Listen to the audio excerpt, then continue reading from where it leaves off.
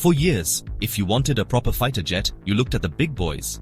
You had the Americans with their hugely expensive F-35S and F-16S, the French with their achingly cool but pricey Rafale, and the Russians with their brutish, powerful Sukhoi. These were the established names, the ones with all the headlines and the massive government contracts. And then there was the Saab Gripen. Tucked away in Sweden, this little jet was often seen as the sensible, slightly boring choice. It was the Volvo of the skies, safe, reliable, but not exactly the sort of thing to set your hair on fire.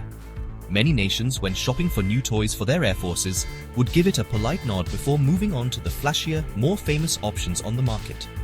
People just didn't seem to take it seriously enough.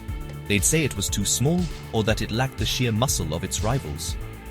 Pundits and analysts would line up the specifications, pointing out that an American or Russian jet had a slightly higher top speed or could carry a few more missiles. It was constantly being compared and in many people's minds found wanting.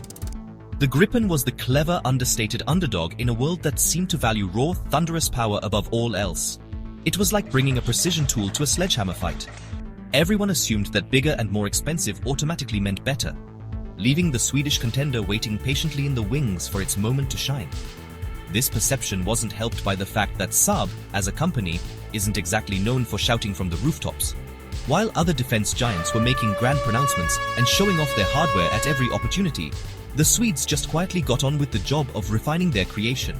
They focused on efficiency, on clever engineering, and on making a jet that was practical for nations without bottomless budgets. But in the high-stakes game of military procurement, quiet competence doesn't always grab the headlines. So, the Gripen remained a respected but often sidelined player, a brilliant piece of kit that many decision-makers simply glanced over on their way to something with a more famous badge.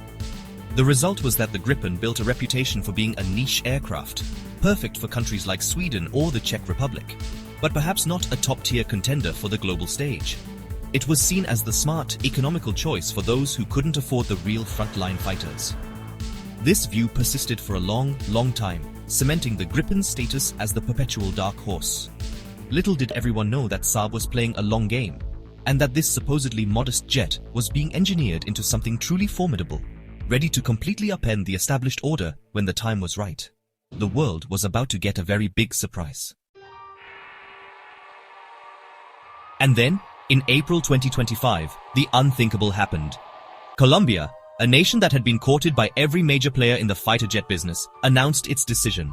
They weren't buying American F-16S, they weren't getting the French Rafale, they were going with the Gripen. The news landed like a bombshell in the defense world. All the experts and analysts who had predicted a win for one of the traditional powerhouses were left scratching their heads. How on earth had the little Swedish jet, the one everyone kept underestimating, managed to pull off such a stunning victory right in America's backyard? It was a proper David and Goliath moment, a complete reversal of expectations. The competition had been fierce, to say the least. The Americans were pushing their legendary F-16, a proven platform with deep political backing. The French had their sophisticated and combat-tested Rafale. These weren't just sales pitches, they were massive geopolitical plays.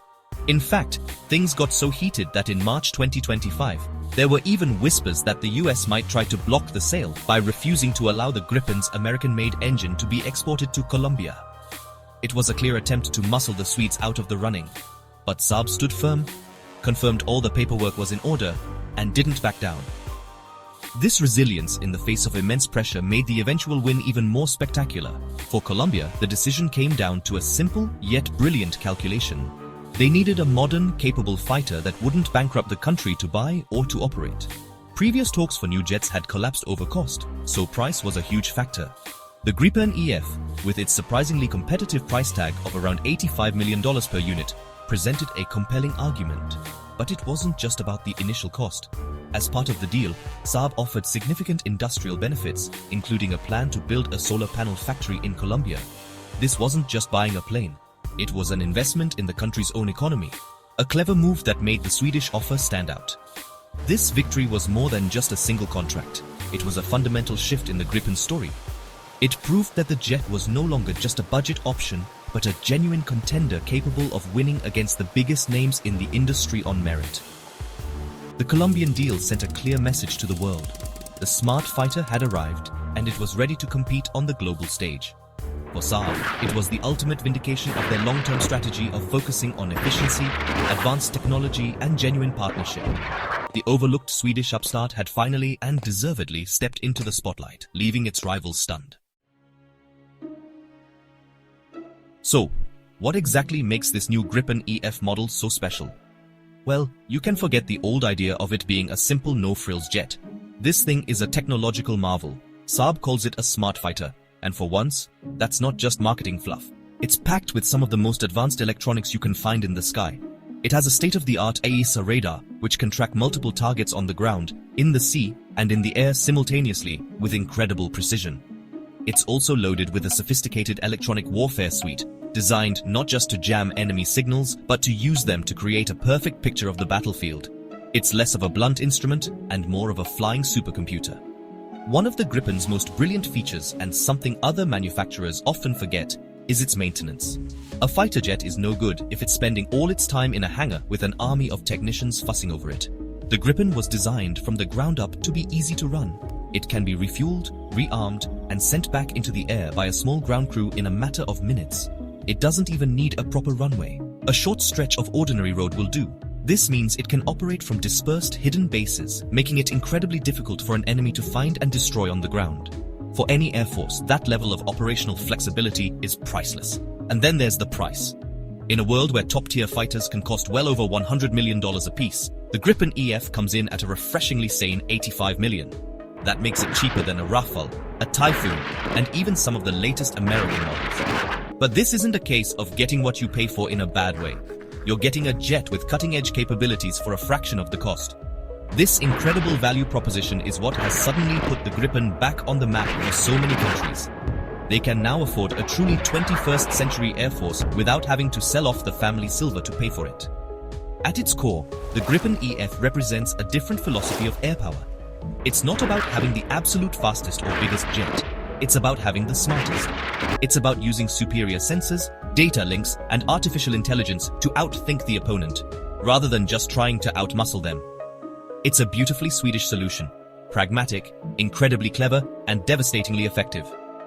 This combination of advanced technology, low running costs, and a competitive price tag is the magic formula that has transformed the Gripen from an underdog into a world beater.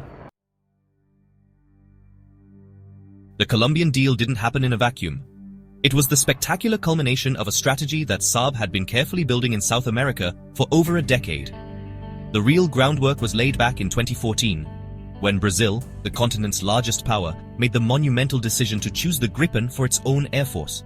They signed a deal for 36 aircraft, a move that stunned many at the time. This wasn't just a simple purchase, it was a deep partnership. The deal included a massive technology transfer program, ensuring that a significant portion of the jets would be built right there in Brazil by Brazilians. This partnership with Brazil was a game-changer.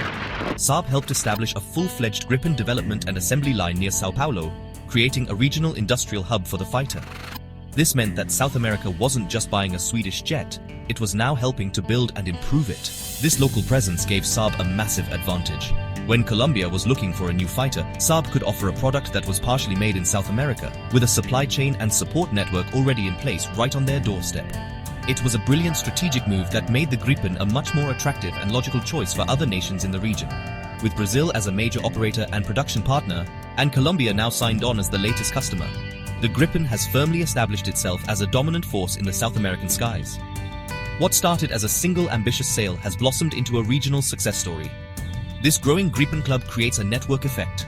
As more neighboring countries operate the same platform, it opens up possibilities for joint training, shared logistics, and enhanced interoperability, strengthening regional security cooperation. The jet is no longer an outsider, it's becoming the new standard. The Gripen's unbelievable comeback is now complete. It has transformed its image from an overlooked, sensible alternative into a highly sought-after, top-tier fighter. Its journey shows that in the end, smart design, genuine partnership, and relentless innovation can triumph over bigger budgets and political muscle. The little Swedish jet that has not only proven its doubters wrong, but has redrawn the map of air power in a whole continent.